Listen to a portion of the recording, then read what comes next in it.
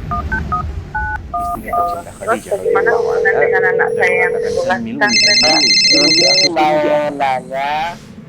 qala qad khasyitu ala nafsi. Terima kasih Bapak. Aku Assalamualaikum mengkhawatirkan warahmatullahi diriku akan wabarakatuh. celaka. Ini posisi sudah pas ini.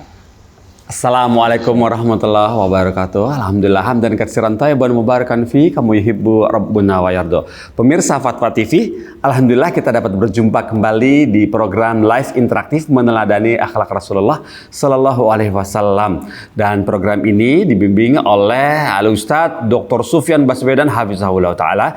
Dan alhamdulillah juga sang Ustadz sudah bersama kita sama-sama di sini ya. Dan untuk bagi pemirsa atau juga pendengar radio yang tergabung dalam Art Visi bisa menghubungi kami di line telepon 021 212 32 333. Kami ulang ya, 021 212 32 333. Nah itu. Sekarang mari kita sapa Ustadznya. Assalamualaikum warahmatullahi wabarakatuh Ustazuna, Ustadz Sofyan. Waalaikumsalam warahmatullahi wabarakatuh. Alhamdulillah. Gimana Ustadz? Sehat? Sehat? Alhamdulillah. Alhamdulillah. Iya, Masya Allah Ustadz, perlu kami laporan saat breaking news. Di Jakarta, saya dalam waktu kurang 2 jam, ambulans lewat hampir lebih dari 10 Ustadz. Terdengar. Subhanallah. Subhanallah. Mengerikan Ustadz, Masya Allah. Bagaimana dengan Solo? Ya, Solo memang beda ya. Oh iya, Alhamdulillah. Cuman bedanya ini entah karena kurangnya kedisiplinan atau karena yang lain, Anda nggak tahu. Tapi memang kalau Jawa Tengah secara umum kan memang varian yang dari India itu terbanyak di Jawa Tengah dibandingkan dengan provinsi-provinsi lain gitu ya. Aduh. Tapi berita-berita orang yang kena terus tiap hari ada. Aduh, ya semoga Allah sembuhkan mereka. Baiklah Ustadz. Alhamdulillah Ustadz, kami sangat berterima kasih jazakumullah khairan Ustadz atas waktu yang diluangkan untuk kita semua di sini untuk bisa bertanya Ustadz. Baiklah Ustadz, bisakah kita mulai dari pertama? Nah, silakan Mas. Baik, ini pertanyaan kalau boleh semoga ini masih berkaitan dengan yang kita bicarakan tadi Ustadz mengenai vaksin. Boleh Ustadz ya? Boleh. Dari Ibu Ditya, ada 2 Ibu Ditya bertanya tentang vaksin. Bismillah, Assalamualaikum warahmatullahi wabarakatuh Ustadz Sofyan. Ana mau bertanya Ustadz, hukum vaksin haram atau tidak ya? Dan harus diwajibkan atau tidak? Mohon penjelasannya. Terus Ibu Ditya bertanya kembali, baru aja masuk nih. Apakah kita boleh divaksin ya Ustadz jika beralasan darurat? Apakah keadaan saat ini bisa dikatakan darurat? Kalau yang Ana dengar, vaksin hanya 70%-an untuk pencegahan COVID. Mohon pencerahannya. Barakallahu fikum Ustadz. Ya, bismillah, alhamdulillah, wassalatu wassalamu ala khairi khalqillah, Muhammad ibn Abdullah, wa ala alihi wa sahbihi wa man wala ma ba'd. Perlu kita ketahui ya bahwasanya vaksinasi itu adalah upaya untuk mencegah, bukan upaya untuk menghilangkan. Iya. Ini berbeda ya. Untuk menghilangkan nggak ada yang sanggup menghilangkan wabah yang ada sekarang ini karena dia sudah terjadi, sudah mendunia lagi. Iya. Bisa dikatakan sulit untuk bisa dicabut kembali kecuali kalau Allah yang mencabutnya. Iya. Jadi yang bisa dilakukan adalah bagaimana seseorang itu meminimalisir kemungkinan dia terpapar oleh COVID-19. Iya.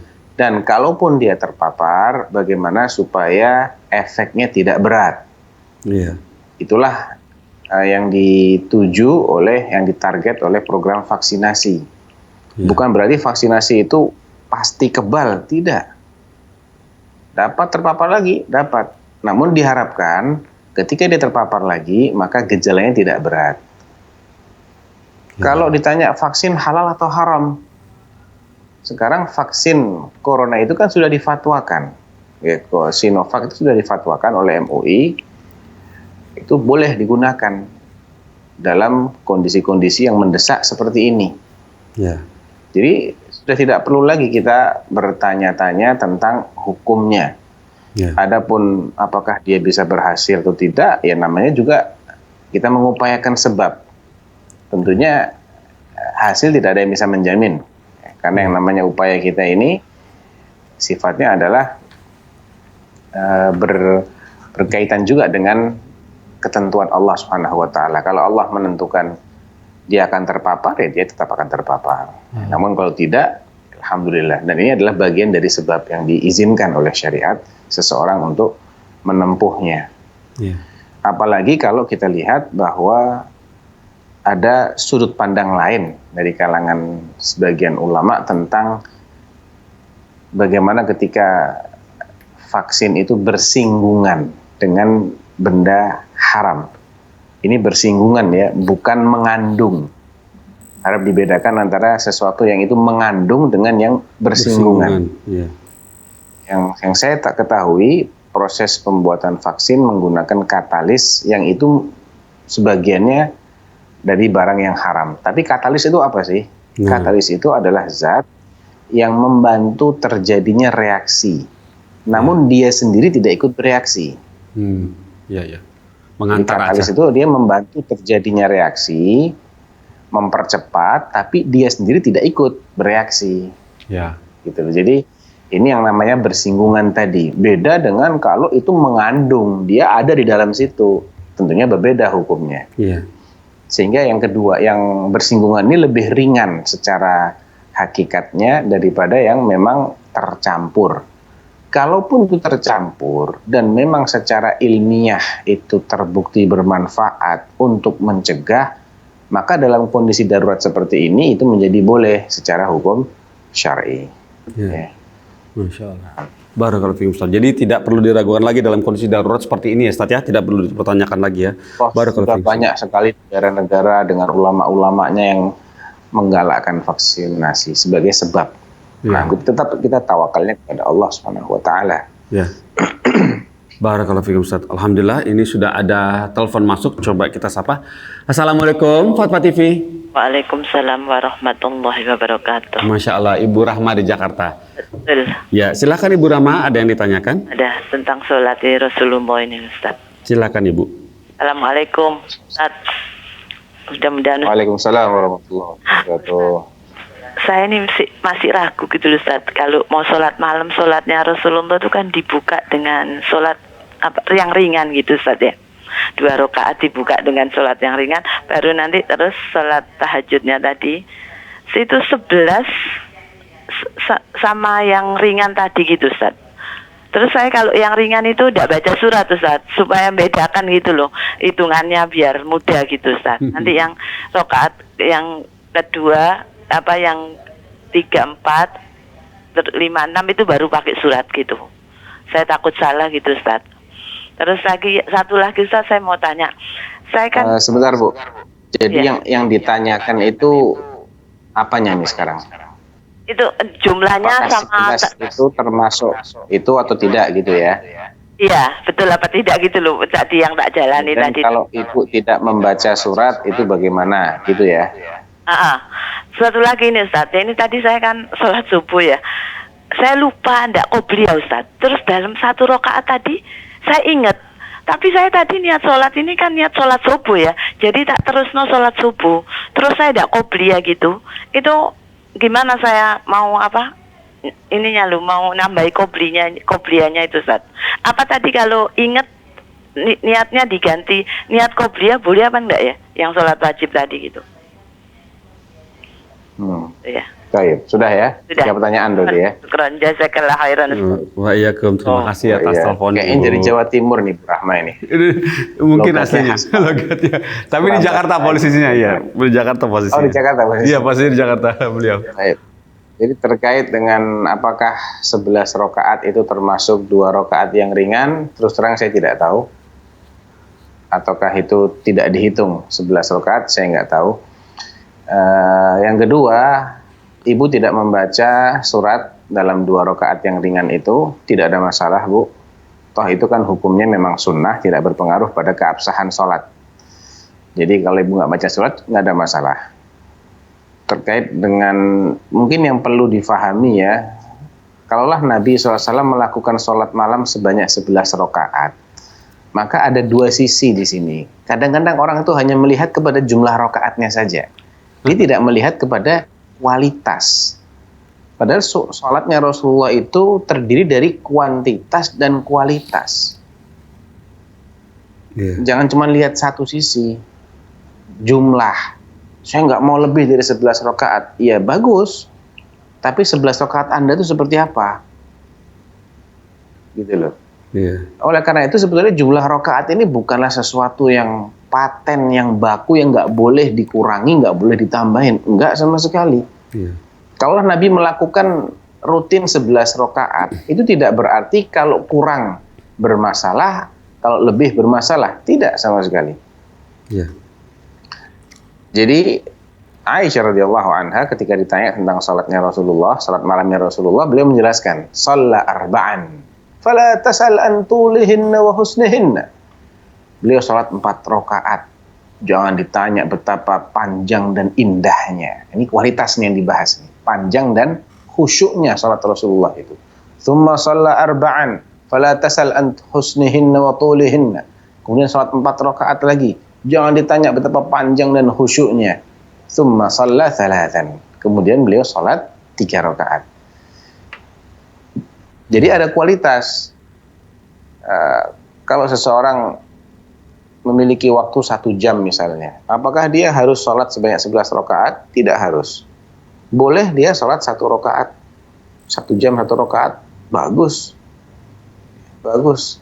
Karena sholatul lail itu terdiri dari sholatul witir dan juga sholat yang genap. Jadi kalau dia ingin menggunakan sebagian waktu malam itu untuk sholat, maka usahakan yang terakhir itu witir. Sebelumnya berapa bebas. Sholatul laili masna masna kata Rasulullah. Sholat malam itu 2 rakaat 2 rakaat. Fa idza khasyiya ahadukum as-subh shalla raka'atan wahidah tutir lahu ma qad shalla. Kalau kalian khawatir waktu subuh datang menjelang, maka sholatlah 1 rakaat sebagai witirnya. Jadi begitu. Yang ketiga tadi Ibu bertanya tentang qobliyah subuh yang kelupaan. Sudah sholat subuh 1 rakaat, apakah boleh mengganti niat? Ya jangan, diselesaikan saja sholat subuhnya. Karena sudah 1 rakaat itu berstatus sebagai sholat subuh. Caranya bagaimana? Setelah sholat subuh, Ibu salam, geser sedikit, ini sholat qobliyah yang itu diqadha. Jadi qobliyah yang dilakukan bukan pada waktunya. Itu pernah dilakukan oleh salah seorang sahabat. Beliau habis sholat subuh, tahu-tahu bangun lagi, sholat lagi. Ditegur, sholat subuh itu 2 rakaat kata Nabi. Ini sholat apa lagi nih? Katanya ini sholat 2 rakaat yang tadi saya belum sempat melakukannya. Maksudnya sholat qobliyah fajar. Dan Nabi membiarkan, artinya itu diperbolehkan. Jadi diqadha saja Bu, jangan dirubah niatnya. Nah, boleh gitu ya Ustaz. Masya Allah, barakallahu fiikum Ustaz. Boleh menyusul ya Ibu ya. Alhamdulillah. Ini alhamdulillah sudah masuk telepon baru Ustaz. Kita coba sapa. Assalamualaikum Fatwa TV. Waalaikumsalam. Ya, dari Ibu Ani di Sulawesi Selatan betul? Iya. Ya, silakan Ibu Ani. Iya betul. Ibu Ani, televisinya suaranya dikecilin Bu, volume televisi dikecilkan atau Ibu nonton di mana dikecilkan volumenya? Bicara dengan Ustadz melalui telepon saja ya Bu? Iya. Coba dikecilkan volumenya dulu. Assalamualaikum. Ya. Waalaikumsalam warahmatullahi wabarakatuh. Mohon mau bertanya Pak Ustaz, bagaimana, saya yang ingin kamu tanyakan bagaimana tentang pembagian daging kurban. Satu. Yang kedua, saya pernah mendengar bila seorang wanita pergi tanpa mahramnya itu tidak boleh dalam jangka waktu 1 hari 1 malam. Sedangkan saya seorang janda, saya sudah mendaftar haji. Saya nanti kalau insya Allah kalau ada panggilan berangkat haji, saya itu pergi sendiri tanpa mahram. Bagaimana itu, Ustaz? Baik, itu saja Ibu yang ditanyakan. Dua ya. Pertama tadi urus bagaimana pembagian daging kurban. Dan saya pernah mendengar itu kurban 1 ekor sapi untuk 7 orang masih lebih baik 1 ekor kambing untuk 1 orang. Jadi saya mohon penjelasan tentang pembagian dagingnya. Apakah kurban tersebut bisa saya potong di rumah saya sendiri? Mohon penjelasannya. Terima kasih. Ya, terima kasih Ibu atas teleponnya ke Fatwa TV. Iya. Silakan Ustaz. Ya. Tadi 1 kambing 7 orang gimana maksudnya tadi? Bagaimana pembagian Ustaz? Pembagian daging kambingnya. Dan boleh nggak potong kambing itu di rumah saya sendiri gitu katanya. Oh boleh aja, potong Iya. kambingnya di rumah boleh. Iya. Ya. Adapun pembagiannya, pokoknya ada sebagian yang dia makan, sebagian tuh boleh sepertiga, boleh setengah, Iya. boleh kurang, boleh lebih dari situ. Ya. Sebagian lagi dihadiahkan, sebagian lagi disedekahkan. Bedanya hadiah dengan sedekah itu apa? Sedekah itu untuk orang yang lebih rendah kedudukan sosialnya daripada dia. Iya. Orang kaya kepada orang miskin. Kalau hadiah itu kepada orang yang mungkin setara atau bahkan lebih dari dia, Iya. tujuannya untuk memupuk persahabatan, memupuk cinta kasih, ya. Iya. Itu namanya hadiah.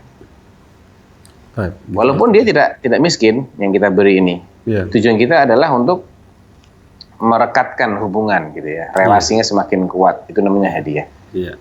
Jadi ada yang dimakan, ada yang diberikan sebagai hadiah, ada yang diberikan sebagai sedekah. Itu sunnahnya begitu.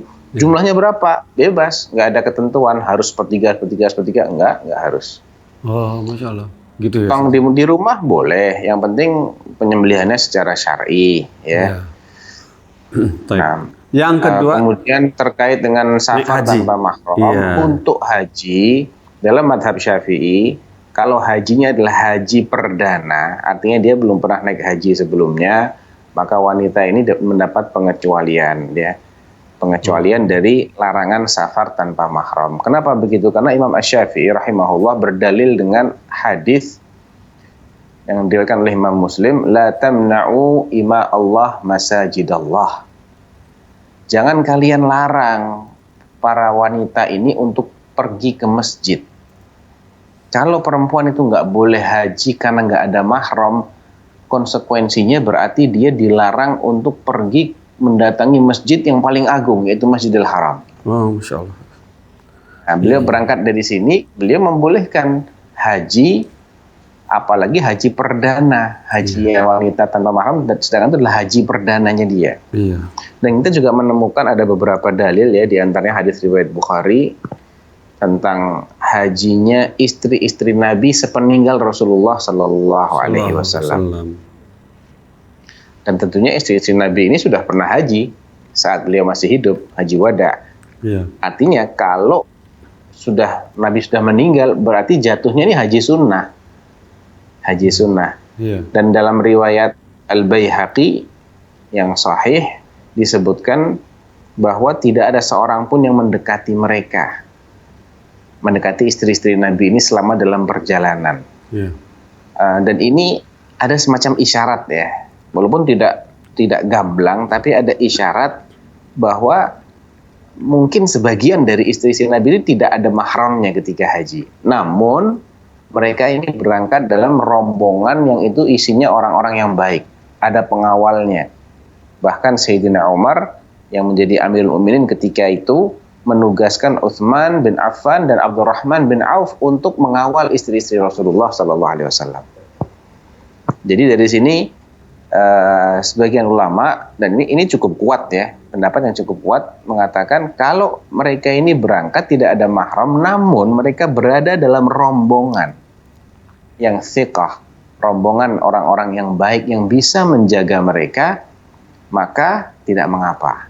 Terlebih kalau itu adalah haji perdana. Itu rukun Islam, statusnya sebagai rukun Islam. Adapun yang kedua, ketiga itu kan hukumnya sunnah saja, tidak lagi wajib, tidak menjadi rukun Islam. Iya. Begitu. Dan ibu ini mungkin tidak memiliki mahram karena janda dan tidak mudah dengan proses sekarang ini untuk mengajak siapa yang dia mau, nggak mudah, harus terdaftar dulu kan. Puluhan tahun. Iya. Nah, Barakallahu fikum Ustaz atas nasihatnya, atas pencerahan ilmunya. Ibu yang bertanya tadi, cukup melegakan ya Bu ya. Alhamdulillah, barakallahu fikum. Kemudian Ustaz, ini pertanyaan berikutnya tentang kurban ini Ustaz. Dari Abu Syafiyah di DKI Jakarta Pusat. Bismillah, Assalamualaikum warahmatullahi wabarakatuh. Afwan Ustaz, untuk kurban sendiri lebih afdol mana? Dilakukan di tempat tinggal sementara sudah di tempat tinggal kita, sementara sudah banyak yang berkurban di tempat tersebut. Nah, atau dilakukan di kampung kita dengan alasan sedikitnya orang yang berkuburan di sana dan dirasa manfaatnya akan lebih banyak jika dilakukan di kampung. Syukran barakallahu fikum. Ya, memang ada dua maslahat yang tidak mungkin agak sulit untuk dipertemukan ya. Iya. Pertama, maslahat sunnahnya kurban itu dilakukan di tempat tinggalnya dia. Nah. Sebagaimana Nabi SAW selama bertahun-tahun beliau di Madinah, beliau kurbannya di Madinah. Iya. Para sahabat juga begitu. Iya. Ya, berarti kalau kita ingin mengejar sunnahnya, ya kurban di tempat tinggal dia. Iya. Kalau melihat kepada kebutuhan daging, mungkin ada daerah-daerah yang itu terpencil, jarang mereka makan daging. Nah, dari sisi ini, dari sisi hajahnya atau kebutuhannya kaum muslimin terhadap daging kurban, mereka lebih besar. Sehingga dari sisi ini lebih utama karena lebih banyak yang akan mendapatkan manfaat. Oleh karena itu saya menyarankan bagaimana kalau dia berkurban di tempatnya dan mungkin bisa mengirimkan ya. Iya. Saya kurang tahu, tapi ada sebagian panitia itu yang sampai memproses sehingga dikalengkan dan bisa dikirim ke daerah-daerah terpencil. Tentunya ini akan menggabungkan dua keutamaan tadi. Oh, begitu. Gitu. Iya, Nah, iya. Potongnya daerah sendiri, kemudian distribusikan, matangnya ke sana. Oh, masya Iya. Allah. Barakallahu fikum Ustaz, seperti itu. Masya Allah, itu boleh ya berkaleng berarti. Barakallahu atau korban alhamdulillah. di sini, korban di sana. Gitu ya. Oh iya Kalau betul. duitnya banyak. Kirim dua, ya kirim dua. Ya, satu di sini, satu sana ya. Masya Allah. Baiklah, saat ini pertanyaan berikut dari Heri Heriana, Jawa Barat, Depok. Ya, orang Sunda ini, Heri Heriana. Assalamualaikum Ustadz. Rumah saya menghadap ke musola. Rumah saya menghadap ke musola. Jadi saat saya di rumah sholat 5 waktu selalu ke musola. Tapi imam musolanya masih melakukan hal bid'ah. Kadang suka mengadakan maulidan dan lainnya. Saya menyelisihi mereka ke bid'ahnya. Bagaimana menurut Ustadz apabila saya tetap sholat di situ dan kadang saya ikut membersihkan dan merawat musolanya hanya untuk menjaga kebersihannya? Apa boleh saya azan dan iqomah dan tetapi imamnya dari mereka? Sementara acara bid'ah saya nggak pernah mau hadir. Ya, kalau memang itu adalah musola terdekat yang mampu dijangkau dan tidak ada musola atau masjid yang lebih baik kondisinya dari itu, maksudnya nggak ada yang dalam jangkauan ya. Ada tapi jauh, itu kan di luar jangkauan berarti. Nggak kedengeran adzannya. Yang terdengar adzannya cuma musola ini. Sedangkan sholat berjamaah itu kan kita diperintahkan di mana kita mendengar panggilan adzan. Iya betul. Ya kalau yang terdengar cuman yang ini ya sudah. Silahkan sholat di situ. Silahkan Anda mengumandangkan adzan dan iqomah karena itu adalah amalan-amalan yang masyru'. Dan niat Anda bukan untuk mendukung hal-hal yang tidak sesuai dengan apa yang Anda yakini sebagai kebenaran. Anda kan tidak bermaksud untuk menyemarakkan acara-acara mereka yang tidak sesuai dengan sunnah. Anda hanya bermaksud mengumandangkan syiar adzan dan iqomah. Anda bermaksud membersihkan masjid. Itu semua amal soleh, nggak ada masalah. Ya. Nah, alhamdulillah. Jadi jawabannya boleh Bapak Heri Heriana ya. Barakallahu fikum Ustaz. Berikutnya pertanyaan dari Akmal Taufik di Bogor, Jawa Barat. Assalamualaikum Ustaz Sofyan. Mohon penjelasannya terkait ilmu hikmah. Mereka menyatakan ilmu ini datang dari warisan Nabi Khidir. Dan yang tidak mempercayainya berarti belum beriman dan sebagainya. Masalahnya ilmu ini erat sekali dengan ilmu kebatinan Ustadz. Mohon penjelasannya agar masyarakat tidak tertipu ya Ustadz. Jazakumullah khairan. Ya dia sudah paham itu kayaknya. Itu kan agar tidak tertipu. Berarti kan itu penipuan gitu. Iya. Mafhumnya statement itu adalah statement bohong. Iya. Hoax itu. Nggak ada ilmu warisan Nabi Khidir, nggak ada. Nggak ada nabi yang kita diwajibkan untuk mengikutinya kecuali Rasulullah Sallallahu Alaihi Wasallam. Atau yang oleh dalil dinyatakan ini untuk diteladani, walaupun pelakunya bukan Rasulullah. Contohnya Nabi Ibrahim. Qad kanat lakum uswatun hasanatun fi Ibrahim walladzina ma'ahu, di surat Al-Mumtahanah ayat 4. Itu jelas Allah mengatakan ini ada suri teladan yang baik untuk kalian pada diri Nabi Ibrahim dan orang-orang yang bersamanya dia. Ya. Adapun Nabi Khidir mana dalilnya? Nggak ada dalilnya. Nggak ada, iya. Nggak ada dalilnya. Sama sekali nggak ada. Dan yang wajib kita iman itu adalah Rasulullah SAW, dan yang wajib kita, maksudnya bukan cuma Rasulullah, tapi yang menjadi keharusan kita untuk diamalkan, diterapkan adalah syariatnya Rasulullah SAW. Ya. Bukan syariat nabi-nabi sebelum beliau. Ya, ilmu ini warisan Nabi Khidir. Dari mana warisan Nabi Khidir? Kok bisa diklaim seperti itu? Ya. Mana sanadnya? Nggak ada sanadnya. Ya. Nah, Barakallahu fikum Ustaz. Jadi jangan dipercaya yang seperti itu ya Ustaz ya. Barakallahu fikum Ustaz atas fatwanya. Berikutnya Ustaz, pertanyaan dari Muna. Muna, sepertinya perempuan ya. Jawa Tengah, Kabupaten Kendal.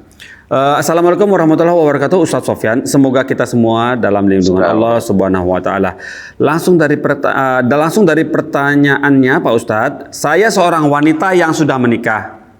Bagaimana cara menyampaikan kepada suami seandainya tentang menutup aurat wanita kecuali mata garis miring bercadar? Karena setiap kali penyampaiannya tentang menutup aurat kecuali mata, maka si suami langsung berpikir menuju tentang aliran sesat, terorisme, dan insya Allah sedikit pun saya tidak ada niat tentang aliran sesat yaitu Ustadz. Mohon nasihatnya.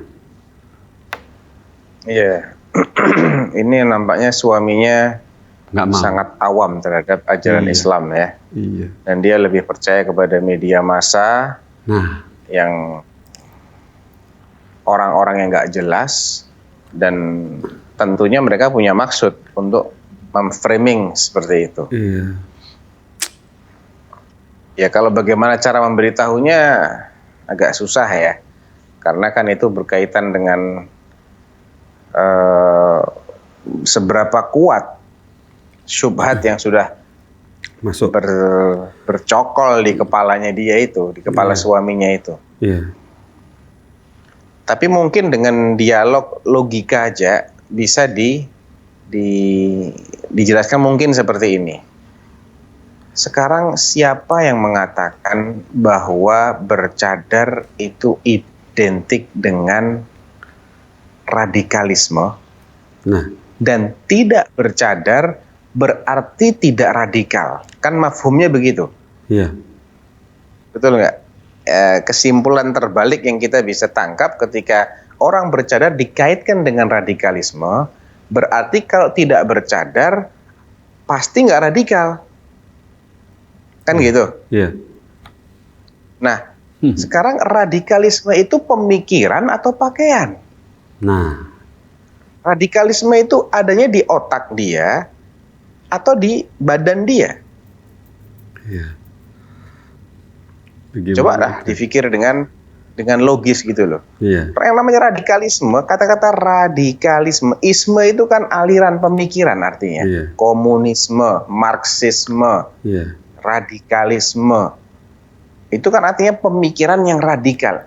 Berarti nggak ada hubungannya dengan cadar. Iya. Nggak ada hubungannya dengan pakaian dia warna apa, bentuknya kayak apa. Orang mau radikal dia telanjang pun bisa radikal. Ya, ya. Orang nggak radikal mau pakai apapun ya nggak radikal, pemikiran dia tidak radikal. Jadi itu cara berpikir yang tidak ilmiah. Seperti mengait-ngaitkan jenggot dengan fundamentalisme, radikalisme. Loh, jenggot itu sunnahnya para nabi. Bukan hanya Rasulullah yang berjenggot. Yeah. Tapi nabi-nabi sebelum beliau berjenggot. Nabi Harun berjenggot. Bahkan mohon maaf, yang diyakini oleh kaum Nasrani mati di tiang salib, yang itu menurut mereka adalah orang yang mulia, itu berjenggot juga. Iya. Jadi itu adalah cara berpikir yang salah, ya, logika yang salah. Tidak ada kaitannya kok dikait-kaitkan. Ya mungkin bisa diajak diskusi seperti itu ya. Iya, Masya Allah, barakallahu fikum. Jadi terlalu membaca kurang di filter ya Pak Ustadz ya. Banyak bacanya, Iya. banyak bacanya. Logikanya keliru. Logikanya keliru. Barakallahu fikum Ustadz atas jawabannya. Semoga yang bertanya bisa mengambil manfaat dan bagaimana caranya menasihati suaminya. Baiklah ini Ustadz, pertanyaan berikut dari Subhani di Depok, Jawa Barat. Assalamualaikum Ustadz, mohon izin bertanya, apakah olahraga yoga termasuk yang diharamkan? Sementara yoga sendiri terbagi atas dua, yakni meditasi dan fisik. Selama ini saya mengikuti yoga yang fisik dan hanya olah fisik dan latihan pernapasan saja ya Ustadz. Mohon pencerahannya, jazakumullah khairan. Oh iya, Kom. Kalau memang sebatas latihan fisik, latihan pernapasan, maka saya tidak melihat ada alasan untuk mengharamkannya. Tentunya dengan syarat-syarat loh ya. Ya. Gerakan-gerakan itu dilakukan di ruang yang dia tidak terekspos. Kalau dia wanita, ya pakaiannya juga pakaian yang syar'i, bukan pakaian ketat, kelihatan oleh sama wanita juga nggak boleh melihat auratnya wanita karena ketatnya pakaian, nggak boleh. Tidak ada alasan yang syar'i untuk membolehkan berpakaian seperti itu walaupun di depan para wanita. Ya. Oh gitu.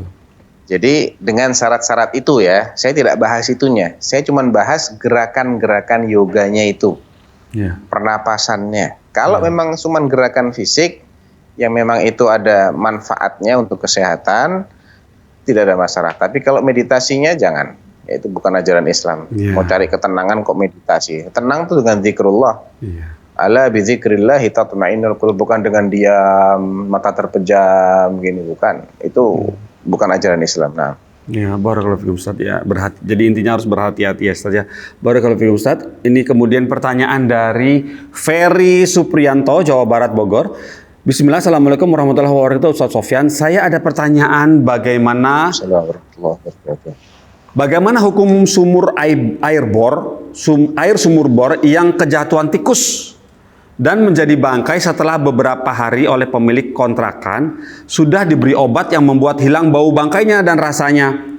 Wallahu alam, sepertinya ada sisa-sisa bangkai yang di atas sana dan 3 diangkat. Apakah ini bisa untuk berwudu airnya? Barakallahu fikum Ustaz. Ya, harusnya cara pembersih atau penyucian sumur yang kejatuhan bangkai itu adalah dengan diambil airnya, diambil bangkainya, kemudian ditimba terus Kuras sampai hilang itu aroma bangkai ataupun warnanya ataupun rasanya. Karena sumur itu kan airnya nyumber terus gitu loh. Ditimba dia akan keluar lagi dari bawah, airnya baru. Harusnya dengan cara seperti itu. Adapun ketika dia diberi sesuatu, kemudian bangkainya tidak diambil, ini malah meragukan. Jadi sebaiknya caranya adalah disedot aja dulu, dibuang dalam jumlah yang banyak. Kemudian setelah itu dicek, adakah masih tersisa aroma atau warna yang itu dikhawatirkan berasal dari bangkai tikus, ataukah sudah bersih. Kalau sudah nggak tersisa lagi aromanya, bangkainya juga sudah diangkat dan airnya cukup banyak. Banyak itu patokannya adalah kurang lebih 200 liter. Kira-kira volume sumur itu berapa diameternya kan bisa dihitung ya. Kira-kiranya sampai dasar sumur itu berapa kedalamannya, ketinggian airnya berapa meter dari dasar sumur, diameternya berapa. Kalau jumlah airnya itu 200 liter atau lebih, maka disyaratkan tidak adanya perubahan pada rasa atau aroma atau warna. Ketika rasa atau aromanya atau warnanya tidak ada perubahan oleh jatuhnya bangkai tikus tadi, maka dia berstatus bersih, suci. Ya, bangkainya dibuang aja gitu loh. Iya. Yang tersisa ini kan masih banyak, lebih dari 200 liter. Para fuqaha kita mengatakan idza balagal ma'ul hadis Nabi mengatakan idza balagal ma'ul qullatain fala yahmilul khabas. Ya, kalau air itu telah mencapai 2 kullah maka dia tidak bisa lagi atau tidak mudah dia untuk ternajiskan. Iya, kullah. Ya. 2 kullah. Al-ma'u tahurun la yunajjisuhu syai'. Air itu suci, dia tidak ternajiskan dengan sesuatu kecuali kalau ada perubahan. Iya. Jadi yang perlu diperhatikan adalah pertama, kira-kira volume airnya itu sampai 200 liter atau tidak. Iya. Yang kedua, bangkainya masih ada atau tidak. Kalau bangkainya masih ada, ambil dulu bangkainya, dibuang, dan ambil air dalam jumlah banyak, dibuang. Tunggu sampai sumurnya itu terisi kembali, dan sudah tidak lagi menyisakan bangkai aroma maupun rasa ataupun warna yang berasal dari bangkai tikus tadi. Intinya seperti itu. Iya. Ini namanya sumur ya, saatnya serba sulit juga. Dalam kadang-kadang masih timba seperti itu ya, barakallahu fikum Ustaz. Iya. Diambil semua pakai ember. Baiklah. Alhamdulillah Ustaz, seperti itu ya. Baiklah, ini kemudian pertanyaan dari Ummu Amatullah di Medan, Sumatera Utara. Bismillah, Assalamualaikum warahmatullahi wabarakatuh. Ustaz Sofyan izin bertanya. Bila seorang wanita memiliki orang tua yang ingin terus bersamanya, lantaran anggota keluarga yang lain tidak ada yang mau mengurus, sementara wanita tersebut sudah dewasa dan berkeinginan untuk menikah. Lantas bagaimana hukumnya bila wanita tersebut menghilangkan keinginannya untuk menikah agar bisa mengurus orang tuanya? Karena anggota keluarga yang lain tidak ada yang benar-benar peduli dan perhatian terhadap orang tua mereka, sementara orang tua mereka semakin tua. Jazakumullah khairan. Ya, sebetulnya memang menikah itu sendiri hukumnya sesuai dengan situasi dan kondisi ya, Mas Pongki. Oh gitu. Ada kalanya dia disunahkan, ada kalanya dia diwajibkan, ada kalanya dia boleh-boleh saja, ada kalanya makruh, ada kalanya haram. Kalau diperhatikan kondisinya saudari penanya ini, memang dia ini dilema ya, antara memikirkan Orang tua ataukah memikirkan dirinya. ya. Kalau memang dia mampu menjaga diri, artinya dia menduga kuat bahwa dengan tidak menikah itu dia tidak akan terjerumus dalam hubungan-hubungan yang diharamkan, ya, maka tidak mengapa dia melupakan keinginannya untuk menikah sementara waktu, Ya. dalam rangka merawat orang tuanya. Ya. Dan dia juga bisa misalnya minta kepada Allah Subhanahu wa taala agar memberi hidayah kepada saudara-saudaranya yang lain agar mau berpartisipasi untuk merawat orang tua, karena itu adalah bagian dari birrul walidain yang itu wajib hukumnya. Ya. Terutama bagi yang laki-laki. Ya. Bagi laki-laki itu lebih ditekankan. Ya. Karena kalau wanita dia akan terikat dengan suaminya. Ya. Suaminya punya hak lebih besar daripada orang tuanya. Tapi kalau laki-laki tetap orang tuanya lebih besar haknya daripada istrinya dia. Ya. Artinya birrul walidain itu wajib sebelum dia menikah, dan tidak gugur dengan menikah.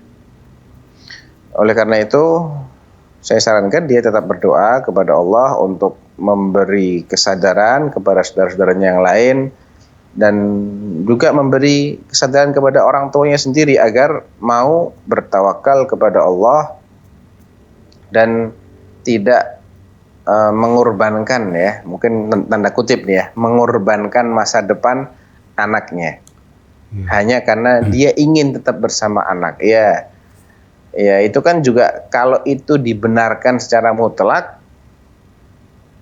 orang tuanya ini tidak akan lahir gitu loh. Gitu ya. Iya. Artinya kalau anak mereka tidak boleh nikah supaya bisa merawat orang tua, maka ini akan menghentikan garis keturunan, ya. Iya. Apalagi wanita itu punya usia yang ada usia produktif, yang ketika itu sudah lewat, ya dia mungkin nggak bisa lagi berketurunan. Sudah menopause misalnya, orang tuanya baru nggak ada, baru meninggal, tentunya dia akan menimpakan madharat yang besar kepada anak perempuannya. Nggak boleh lah seseorang itu berpikiran seperti itu. Dia ingin mencari kemaslahatan pribadi dengan mengorbankan kemaslahatan anaknya. Nggak benar juga gitu loh. Jadi ya mungkin dinasihatin dengan baik atau minta kepada Allah untuk menyadarkan orang tuanya maupun menyadarkan saudara-saudaranya yang lain, terutama yang laki-laki.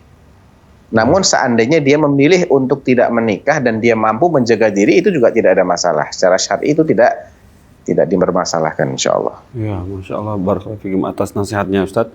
Semoga Ummu Amatullah tadi bisa paham apa yang sudah disampaikan Ustadz Sofyan ya, Ummu Amatullah. Berikutnya Ustadz, pertanyaan dari, ada telepon? Baik, kita sapa teleponnya sekarang. Assalamualaikum Fatwa TV. Iya, dari Ibu siapa di mana? Dari Ibu Ani di Sulawesi Selatan lagi. Oh, Ibu yang tadi, Ibu Ani di Sulawesi Selatan ya Bu ya? Ya, iya. Silakan Ibu, agak lantang suaranya ya Bu, lebih keras suaranya, silakan. Saya ingin bertanya, bagaimana hukumnya orang yang dinikahkan dalam keadaan hamil? Mohon penjelasannya. Begitu saja. Itu Ibu? Iya. Baik, terima kasih atas teleponnya. Saya nggak berani jawab, Mas Monggi. Oh, taib. Baik. Ya, Ibu Ani, mungkin bisa ditanyakan kepada Ustadz yang lain di hari Rabu dengan Ustadz Syafiq Basalama atau hari Senin dengan Ustadz Musyafa Ad-Darini ya. Baiklah, Ustadz, kita lanjutkan ke pertanyaan dari Husna Amels. Husna Amels di Jakarta Timur, Ustadz. Assalamualaikum Ustadz, saya ingin bertanya. Salam. Ada anjing yang mengikuti saya pulang dari masjid. Lalu tidak pergi lagi dari pintu pagar rumah saya. Karena kasihan atau iba, saya beri dia makan juga saat saya beri makan kucingnya saya. Kemudian akhirnya dia tinggal di depan halaman rumah saya ini. Suatu saat tiba-tiba dia melahirkan, Ustadz. Saya bahkan tidak tahu kalau dia itu betina. Anaknya hidup satu. Saya tidak sampai hati menyerahkan mereka ke penampungan anjing. Dosakah saya ya Ustadz memelihara mereka? Mereka kini menjaga di depan halaman rumah saya. Jazakallah khairan. Ya. Ya sebetulnya memberi makannya itu bagus-bagus aja ya. Cuman jangan dibiarkan dia tinggal di dalam pekarangan rumah Anda. Oh. Nanti Anda akan terkena hadis lain yang itu merugikan Anda sebetulnya. Man iktana kalban ghaira kalbi masyiatin aw zar'in aw saydin intaqasa min ajrihi kulla yawmin qirat. Ya, siapa yang memelihara anjing selain anjing untuk menggembala atau untuk menjaga ladang atau untuk berburu, maka setiap hari pahalanya akan berkurang 1 qirat. 1 qirat. Kan banyak itu 1 qirat. Banyak. Nabi SAW pernah suatu ketika Jibril tidak mau masuk ke kamarnya Nabi. Tumben gitu loh. Biasanya masuk, kok nggak mau masuk? Kenapa? Kata Jibril, ini ada gambar-gambar bernyawa, gambar-gambar makhluk bernyawa di tirai kamarmu. Dan ada anak anjing yang ngumpet di bawah kolong ranjangmu, wahai Rasulullah. Perintahkan agar tirainya ini dicopot, dipotong-potong menjadi bantal. Dan usir itu anak anjing yang ngumpet di bawah kolong ranjangmu. Nah, artinya sesuatu yang tidak disengaja saja yang berkaitan dengan anjing. Misalnya anjing ngumpet di kamar kita, atau di garasi, atau di pekarangan. Itu aja bisa memberikan imbas tidak masuknya malaikat ke rumah. Apalagi kalau itu disengaja. Ya. Jadi walaupun ada hadis yang sahih yang menyebutkan ada wanita yang diampuni oleh Allah, pelacur ya. Ya. Gara-gara dia memberi minum anjing yang kehausan, ini tidak bisa dikatakan bahwa memelihara anjing itu fadilahnya besar, tidak. Beda antara kita memberi makan sekali 2 kali dengan yang namanya memelihara. Kalau memelihara itu diberi tempat untuk tinggal, Iya. ya, diberi makan, itu namanya memelihara. Ini akan berakibat berkurangnya pahala karena fungsinya tidak termasuk yang dikecualikan, bukan untuk berburu, bukan untuk menjaga ladang, bukan juga untuk menggembala. Ya. Jadi jangan, ya, diusir saja. Nabi pun juga disuruh mengusir kok. Itu anak anjingnya disuruh oleh Jibril, keluarkan itu anak anjing. Walaupun dia nyaman di bawah kolongnya Nabi, disuruh mengeluarkan. Nah, Iya, barakallahu fiikum ya. Pokoknya diusir saja ya, ditujukan kepada orang lain, silakan. Baiklah saat ini apa namanya? Sepertinya kita dicukupkan atas jawaban antum yang tadi, Ustadz. Barakallahu fikum, Ustadz, atas waktunya yang diluangkan kepada kita semua di sini. Semoga Allah menjaga ilmu yang antum ya pada antum, kemudian diberi kahir dan juga diberikan kesehatan. Itu dia luar biasa. Amin. Saat ini berharga sekali itu kesehatannya. Masya Allah, barakallahu fikum, Ustadz. Bolehkah acara ini kami tutup, Ustadz? silakan Mas. Baik, alhamdulillah. Pemirsa, nah sudah cukup banyak loh ya yang sudah jawab. Ustaz Sofyan, coba saya hitung. Ada 9 yang sudah dijawab. Masya Allah. Semoga yang sudah diberikan jawaban melalui di Japri atau dikirim jawabannya melalui link YouTube yang dari link YouTube-nya Dewan Fatwa, akun Dewan Fatwa, bisa mengambil ibrohnya dari apa yang sudah dipaparkan oleh Ustaz Sofyan Baswedan. Baiklah, kita tutup acara ini dengan kafaratul majelis. Subhanallah wa bihamdika asyhadu an la ilaha illa anta astaghfiruka wa atubu ilaika. Wassalamualaikum warahmatullahi wabarakatuh. Assalamualaikum warahmatullahi wabarakatuh. Jazakallah khair, Ustaz. Assalamualaikum. Terus bagaimana dengan anak saya yang sebulan pesantren? Saya nanya, qala qad khasyitu ala nafsi. Terima kasih Bapak. Aku mengkhawatirkan diriku akan celaka.